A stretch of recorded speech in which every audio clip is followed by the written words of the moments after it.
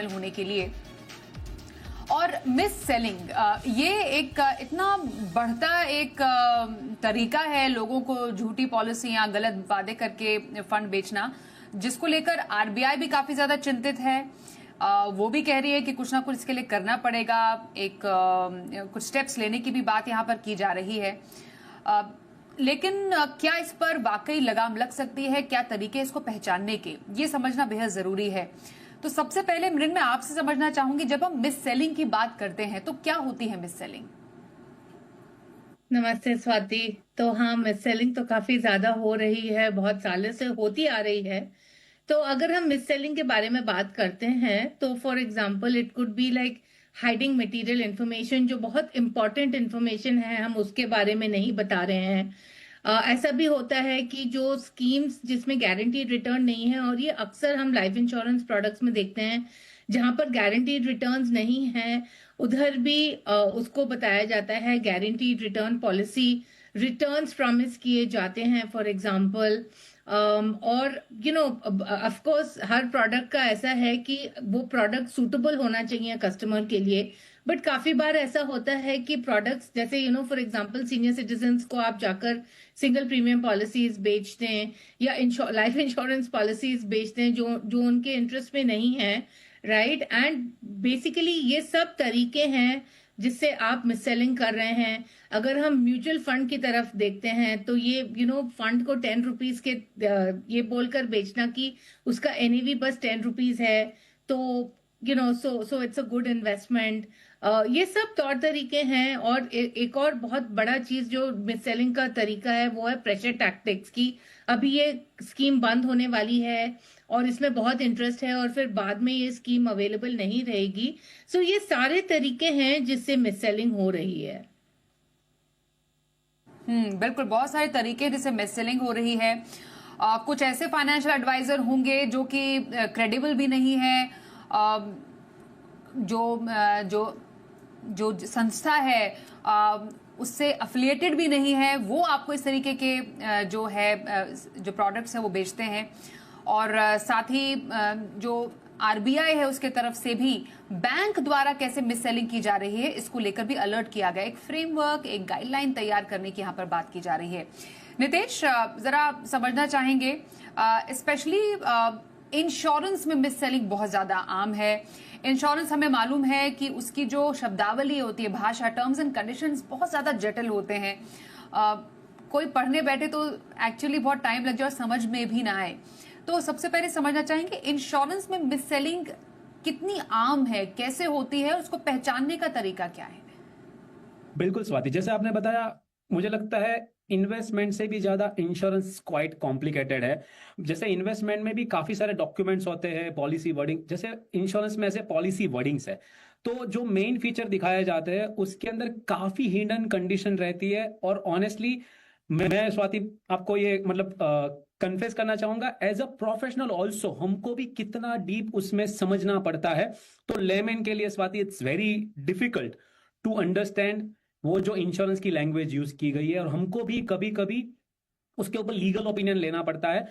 स्वाति बहुत ही कॉमन है, बैंक से लेके नॉर्मल मैं बोलता हूं नॉर्मल जो एजेंट है, सब जगह पे मिस सेलिंग होती है।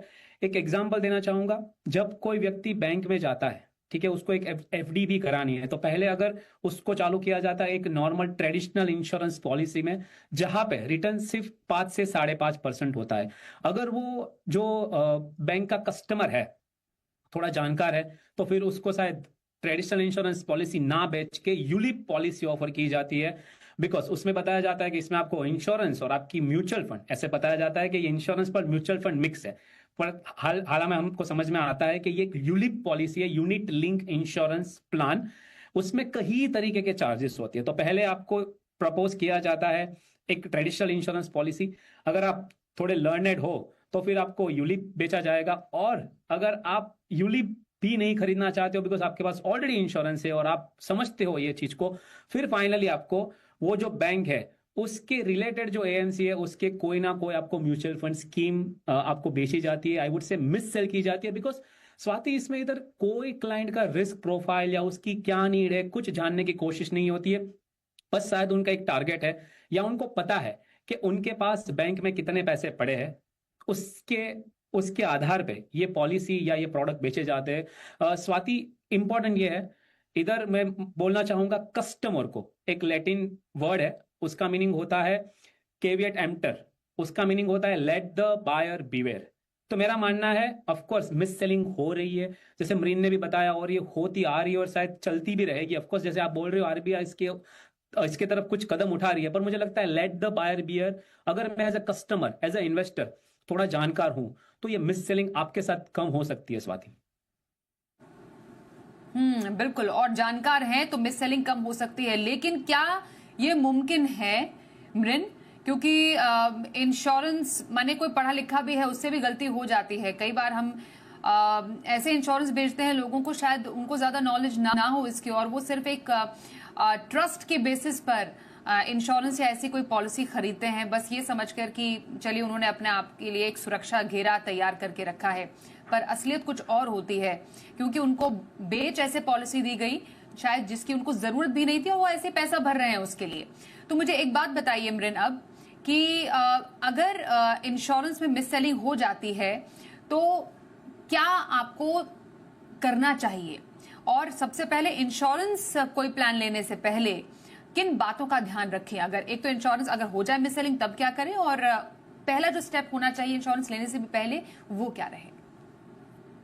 तो देखिए आजकल बैंक में आप कदम रखेंगे तो ये आप ये मानकर चलिए कि आपको इंश्योरेंस जरूर बेच दिया जाएगा। तो आई मीन ये तो मैं ऐसे ही बोल रही हूँ कि बैंक में सोच समझ कर कदम रखे। मैं in fact I go to this extent because मेरे खुद के साथ ऐसा हुआ है कि इवन मैं कैश विड्रॉ करने के लिए गई and the teller is trying to tell me कि आप ये इन्वेस्टमेंट लिंक प्लान खरीद लीजिए। तो सबसे पहले ना, जब भी आप कोई भी इन्वेस्टमेंट देखते हैं ये जानना बहुत जरूरी है कि वो इन्वेस्टमेंट का मैन्युफैक्चरर कौन है। मतलब सपोज आप कहीं भी जा रहे हैं या कोई एजेंट है या बैंक के अंदर कोई कह रहा है आपको कि ये बहुत अच्छा इन्वेस्टमेंट लिंक प्लान है जिसमें रिटर्न बहुत अच्छा है, तो सबसे पहले तो आपको ये जानना चाहिए ना कि ये प्लान किसका है, right? And you should always remember that the job of an insurance company is to manage the risk of your life and not to manage your investment returns, right? Or not to manage your investment. So पहले तो आप ये जानिए। दूसरे insurance के मतलब अगर आप इंश्योरेंस की स्कीम खरीद रहे हैं तो उसके साथ एक इलस्ट्रेशन रहता है, राइट? सो आप इलस्ट्रेशन देखिए और आप सवाल पूछिए। देखिए बहुत जरूरी है कि जब भी हम इन्वेस्ट करते हैं तो हमें ये नहीं जानना है कि रिटर्न क्या है, बट इसमें रिस्क क्या है। नाउ एक एग्जांपल देती हूँ। आजकल काफी सारे जो यूलिप जो इंडेक्स फंड्स हैं, they are being sold as tax-free index fund, which is fine. But the question you need to ask is that, is this a mutual fund or is this from an insurance company? And very importantly, इसमें lock-in क्या है, इसमें charges क्या हैं, ये सब सवाल पूछने बहुत जरूरी हैं। ऑफ कोर्स अभी इंश्योरेंस का भी रूल है कि उनको लास्ट 5 इयर्स का CAGR वगैरह दिखाना है, क्योंकि मार्केट का परफॉर्मेंस अच्छा है तो सभी के रिटर्न्स अच्छे दिख रहे हैं। तो काफी बार मैं देखती हूँ कि इन्वेस्टर्स वो रिटर्न देखकर वो लोग ये पॉलिसीज खरीदते हैं, बट उनको ये जानकारी नहीं होती है कि लॉक इन क्या है, कॉस्ट क्या है एंड फाइनली रिटर्न कितना आ रहा है। और इसीलिए स्वाति, अगर हम परसिस्टेंसी रेशियोज देखें तो अभी भी परसिस्टेंसी रेशियोज इंश्योरेंस इंडस्ट्री में इतने कम इसीलिए हैं, इतने सारे लोग 2-3 साल में ही पॉलिसी को छोड़ देते हैं क्योंकि उनको बाद में पता चलता है। सो आई विल जस्ट से कि मतलब अच्छे से पढ़कर, अच्छे से रिसर्च करके, सब कुछ देख दाख कर कि मतलब इसमें रिस्क क्या है, इसमें कॉस्ट क्या है, लॉक इन क्या है, कौन ये प्रोडक्ट बना रहा है, ये सब सोच समझ के ही आपको डिसाइड करना है कि आपको इंश्योरेंस किस स्कीम में जाना है, या जो भी इन्वेस्टमेंट आपको कोई एडवाइस कर रहा है। This is actually applicable for all investments. बिल्कुल। और एक तो रिपोर्ट भी सामने आई, ये FY24 की रिपोर्ट है कि जो देश के टॉप बैंक्स हैं, जो 10 टॉप बैंक का जो सर्वे किया गया उसमें लगभग 21,000 करोड़ से भी ज्यादा का जो कमीशन है उन्होंने अर्न किया from selling insurance, mutual funds and other financial products. अब ये पूरा जो मिस सेलिंग का जो ये पूरा मायाजाल चल रहा है उसके बीच में इस तरीके के नंबर्स आते हैं तो आरबीआई भी थोड़ी अलर्ट होगी कि आखिरकार ये चल क्या रहा है। तो अगर मानिए कोई मिस सेलिंग का शिकार होता है स्पेशली इंश्योरेंस में नितेश, तो क्या एक तरीका है एक पॉलिसी धारक के पास? जैसे इंश्योरेंस में एक फ्री लुक पीरियड होता है, आपके पास एक मानिए 30 दिन का टाइम है, 15 दिन का टाइम है, बीच में तो बात हो रही थी कि अब सिर्फ इतना छोटा सा फ्री लुक पीरियड क्यों आप दे रहे हैं, अब थोड़ा बढ़ा दीजिए ना, इसको 30 दिन से बढ़ाकर 1 साल करने की बात हुई, जिससे कि कम से कम एक आम आदमी को पता चले कि वो क्या खरीद रहा है, वो प्रोडक्ट क्या खरीद रहे हैं, किस प्रोडक्ट में वो जाने वाले हैं, उनके पास एम्पल टाइम हो कि वो उस फ्री लुक पीरियड में उस प्रोडक्ट को वापस भी कर दे या नहीं ले, उसका डिसीजन ले। तो शिकायत कहाँ करें? कोई अगर शिकार भी हो जाता है मिस सेलिंग का तो सुनवाई कहाँ? बिल्कुल स्वाति, जैसे आप बता रहे हो कि चलो हमको अभी समझ गया, जैसे कोई शो के माध्यम से या किसी को अभी समझ गया कि उसने कोई एक प्रोडक्ट जो लिया है इंश्योरेंस, उसका वो लेने का उसका मतलब कोई इंटेंशन था ही नहीं या उसको मिस सेल कर दिया गया है। तो स्वाति, हमने हमारे क्लाइंट के साथ ये एक्चुअल में प्रैक्टिकली किया हुआ है और ये बहुत ही हेल्पफुल हो सकता है।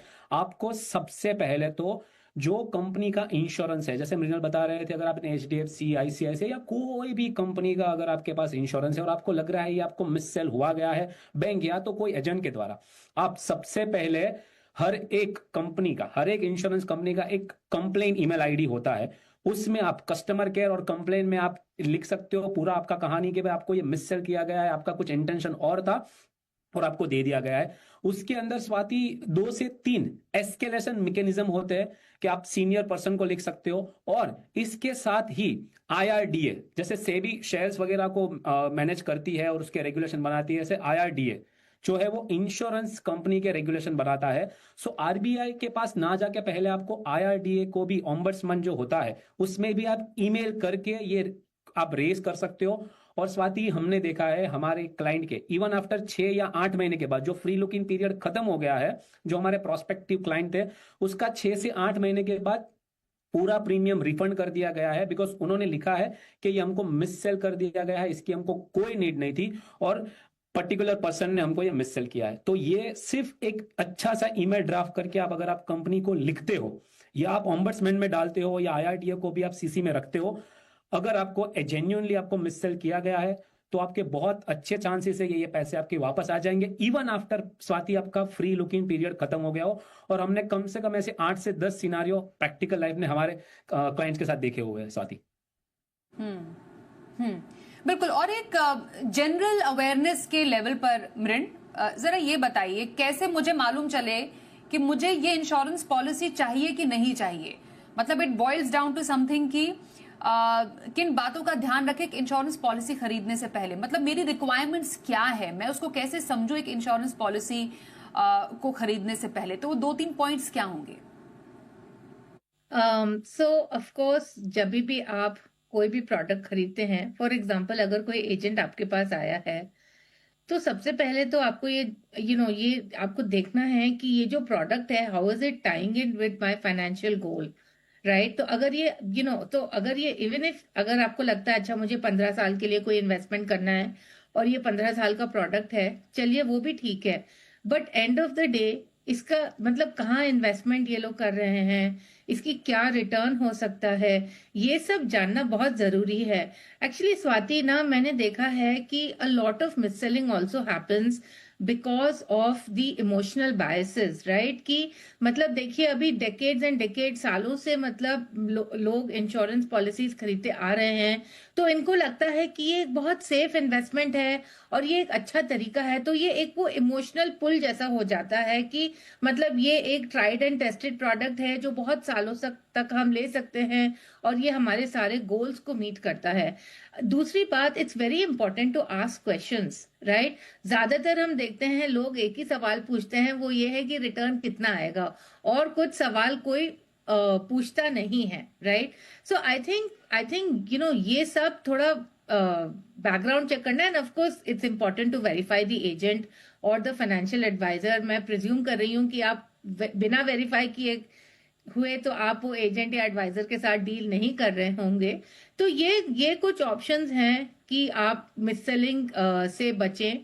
एंड एक और चीज है ना कि अगर कोई बहुत एक प्रोडक्ट आपको पुश कर रहा है, मैंने ज्यादातर ये देखा है कि इंश्योरेंस के स्कीम्स में एक तो वो लोग कभी नहीं बोलेंगे कि it is an insurance, it's from insurance company. They will always say it's an investment plan.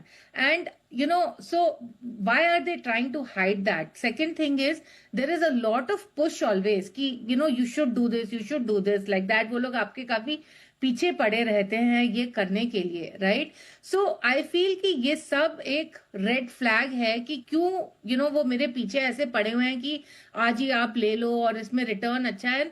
बहुत वेग सा है. इवन अगर लोग इलस्ट्रेशन देते हैं, कितने लोग इलस्ट्रेशन एक्चुअली देखते हैं? सो आई फील इसमें बहुत सेल्फ कॉशन की जरूरत है जब आप ये प्लान खरीदें. एंड अगर आप ये सब नहीं भी कर सकते हैं, फाइनली जब आप फॉर्म भर रहे हैं, then it is very important कि आप देखें उसमें लिखा होगा ना इंश्योरेंस कंपनी, तो आपको मालूम पड़ जाएगा that this plan is from an insurance company, and then you can see whether it is useful for you और नॉट, राइट?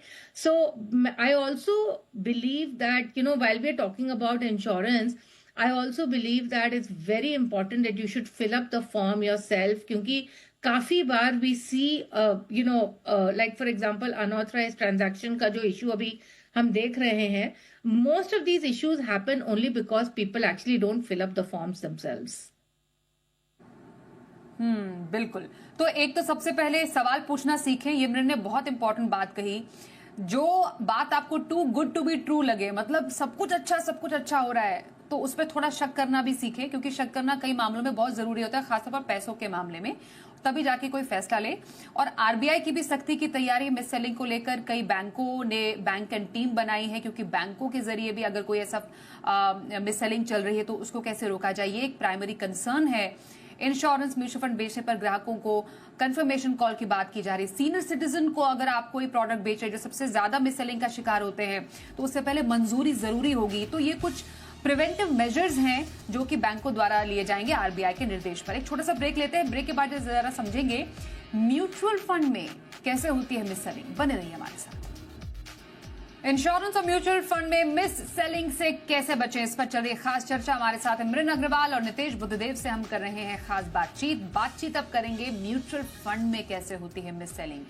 आपको क्या कोई ऐसा म्यूचुअल फंड बेच दिया गया जिसमें कहा गया कि इसमें गारंटी रिटर्न मिलेगा, जबकि म्यूचुअल फंड में रिटर्न की कोई गारंटी नहीं होती है. आप है लो रिस्क इन्वेस्टर, लेकिन आपको एक बहुत ही हाई रिस्क प्रोडक्ट बेच दिया गया. एनएफओ में इन्वेस्ट करने को अगर आपको प्रेशराइज किया जा रहा है, तो ये सब मिस सेलिंग के लक्षण माने जाते हैं. तो मैं अब इसी पर थोड़ा और डिटेल नितेश आपसे समझना चाहती हूँ. म्यूचुअल फंड में किन किन तरीकों से मिस सेलिंग होती है? बिल्कुल स्वाति, जब बात आती है म्यूचुअल फंड की प्रोडक्ट की, सेबी इसको मॉनिटर करता है, इसके लिए रूल्स बनाता है. कंपेयर टू IRDAI, सेबी काफी स्ट्रिक्ट देखा गया है, बिकॉज काफी प्रोएक्टिवली ऐसे स्टेप्स लाए गए हैं.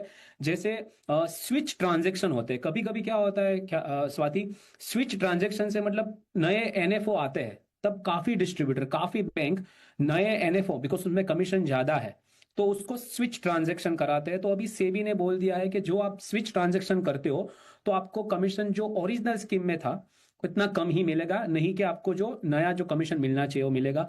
तो एक तो होता है कि काफी स्विच किए जाते हैं, एक मिस सेलिंग उधर होता है. दूसरा है, जैसे आपने बोला स्वाति, रिस्क प्रोफाइल समझ के उसको म्यूचुअल फंड पिच नहीं किए जाते, कोई सेक्टर फंड दे दिए जाते हैं. 80+ एज वाले को स्मॉल एंड मिड के फंड दिए जाते हैं. एक मिस सेलिंग उधर देखा गया है.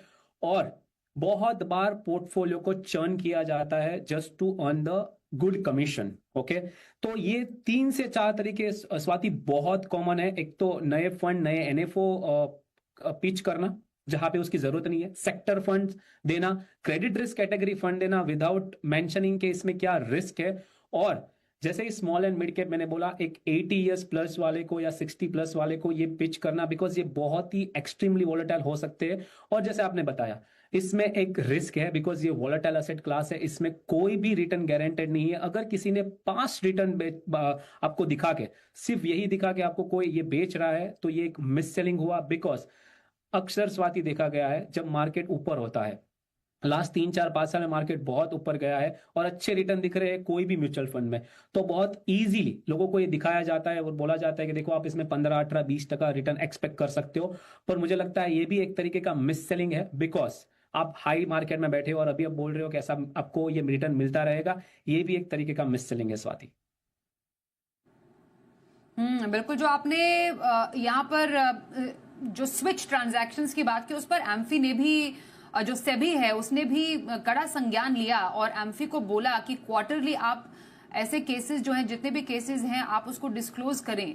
और जो टॉप 20 एएमसीज थी उसका जो रिपोर्ट सामने आई उसमें काफी जो मामले थे, 6 में से 4 मामलों में मिस सेलिंग के मामले जो थे, केसेस सामने देखने को मिले हैं। इसका मतलब कि काफी प्रेवलेंट है, ये हो रहा है। तो मृन, ऐसे में जो म्यूचुअल फंड में स्पेशली जो आपका ब्रोकर है या डिस्ट्रीब्यूटर है, जो एजेंट है, उसकी जिम्मेदारी कितनी ज्यादा हो जाती है? कितना क्रेडिबल है वो? क्या वो आपको सही एडवाइस दे रहे हैं कि नहीं दे रहे हैं? क्योंकि आप दोनों हमारे जो एक्सपर्ट्स हैं वो फाइनेंशियल एक्सपर्ट्स हैं, आप पर भी काफी दारोमदार होता है कि आप पर काफी ज्यादा, आपके फैसलों पर काफी ज्यादा आपके निवेशकों के फैसले निर्भर करते हैं। तो ये जो जिम्मेदारी है वो कितनी ज्यादा इंपॉर्टेंट हो जाती है when it comes to mis selling? Actually, it's very, very important. I mean, whether you have, it doesn't matter कि आपका कौन सा टाइप का लाइसेंस है, but end of the day आप फाइनेंशियल एडवाइजर हो तो आपको फिड्यूशियरी रिस्पॉन्सिबिलिटी है ही कि आप अपने क्लाइंट के हित में ही आप एडवाइस कर रहे हैं, राइट? सो ये बहुत बहुत ज़रूरी हो जाता है कि एडवाइजर्स ऐसे लेके चले हैं। अगेन, जब हम ये म्यूचुअल फंड ट्रांजैक्शंस, ये जो रिपोर्ट आई है जिसके बारे में आप बात कर रही हैं, जो अनऑथराइज स्विचेस हैं, right? The main reason that these switches happen is because clients blank papers पे साइन करते हैं, right? Blank forms पे साइन करते हैं, फॉर्म्स फिल नहीं करते हैं, देखते नहीं हैं कि हम क्या फिल कर रहे हैं। तो ये बहुत जरूरी हो गया है कि सतर्क रहें और सब देख दाख कर ही आप सिग्नेचर डालें, ताकि ये ऐसे अनऑथराइज स्विच ट्रांजैक्शंस ना हो पाए। और एक और बात मैं कहूंगी कि नीतीश ने बहुत अच्छे से बताया कि म्यूचुअल फंड्स में कैसे मिससेलिंग होती है। एक और चीज मैं कहना चाहूंगी कि एक जो maybe not directly from a financial advisor, but and इसके बारे में हमने बात की है, जो फाइनेंशियल इन्फ्लुएंसर्स की भी जो मिससेलिंग है वो काफी ज्यादा है। काफी लोग मतलब हम लोग म्यूचुअल फंड्स एंड इंश्योरेंस के बारे में बात कर रहे हैं, बट वी ऑल नो कि फाइनेंशियल इन्फ्लुएंसर्स की मिससेलिंग कितनी है, कि लोग वो वीडियोस देख के स्टॉक्स खरीद रहे हैं। या मैं देख रही हूँ आजकल की financial influencers, for example one of the most missold and the misrepresented product within the mutual fund is the SWP, जिसके ऊपर काफी लोगों ने वीडियोस बनाई हैं, बट उन्होंने मिस रिप्रेजेंटेशन दिया है in terms of the working और not explaining the risk. So I would also say कि please be very cautious of this. मुझे बहुत लोगों ने आके बोला कि मुझे बताइए कि SWP कैसे सेटअप करें, और लोगों को लग रहा है कि ये एक्चुअली एक वेल्थ क्रिएशन का जरिया है, where is it is actually for regular income. So I would also say please be mindful of the social media content also, and do not take decisions based on that. बिल्कुल। और आखिरी सवाल यही होगा नितेश आपसे कि म्यूचुअल फंड में भी अगर आप मिससेलिंग का शिकार होते हैं, आपको गलत फंड बेचा गया है, आप खुश नहीं हैं, तो सुनवाई कहाँ? बिल्कुल। स्वाति, आप जैसे मैंने बता रहा था, जिसमें उधर IRDAI है इंश्योरेंस के लिए, ऐसे ही इधर एम्फी और सेबी को आप लिख सकते हो कि आपके साथ कुछ तरीके का मिस सेलिंग हुआ है, या आपको लग रहा है कि आपके कोई आपने जो कुछ बोला था वो ट्रांजैक्शन वो हिसाब से ना हो, कि कुछ और तरीके से हुआ है। काफी बार देखा गया है कि डिस्ट्रीब्यूटर खुद के मोबाइल नंबर डालते हैं। अगर ऐसा आता है आपके सामने, पहले तो आपका शायद डिस्ट्रीब्यूटर बदल दीजिए, और उसके बारे में कंप्लेन करनी है तो आप एम्फी और सेबी दोनों को लिख सकते हो। और स्वाति, बहुत ही कड़ी कार्रवाई होती है इस केस में। जो म्यूचुअल फंड डिस्ट्रीब्यूटर है या जो भी इंटरमीडियरी है, उसका लाइसेंस भी रद्द हो सकता है। तो अगर आपको लग रहा है आपके साथ मिस सेलिंग हुई है, तो प्लीज एस्केलेट दैट। और अगेन मैं बोलना चाहूंगा Swati, let the buyer beware, because कोई ना कोई तरीके से कहीं ना कहीं कुछ ना कुछ मिस सेलिंग होता रहेगा। इसमें थोड़ा एक कस्टमर का ग्रीड एंड फियर भी रोल प्ले करता है। बट अगर आप सतर्क है, जैसे मरीन बता रही है, तो प्लीज इसके ऊपर एक्शन लीजिए। और आपको जहां भी ऐसा मिस सेलिंग अटकाना है तो आपको अथॉरिटी को लिखना पड़ेगा और इसकी जरूर से कार्रवाई होती है। बिल्कुल। तो पहले तो अपने आप को जागरूक बनाइए, थोड़ा पढ़िए अपने निवेश के बारे में, इंश्योरेंस पॉलिसी के बारे में पढ़िए, अपने आप को किसी ट्रैप में फंसने से बचाइए। लेकिन उसके बाद भी डेफिनेटली हो सकता है किसी के भी साथ, तो सेबी हो गया, आरबीआई है, आपकी रक्षा के लिए, सुरक्षा के लिए हमेशा वहां तत्पर हैं और भी कुछ स्टेप्स लेने की यहाँ पर तैयारी की जा रही है। धन्यवाद करेंगे अमरिन और नितेश, आप दोनों का हमारे साथ इस शो में शामिल होने के लिए।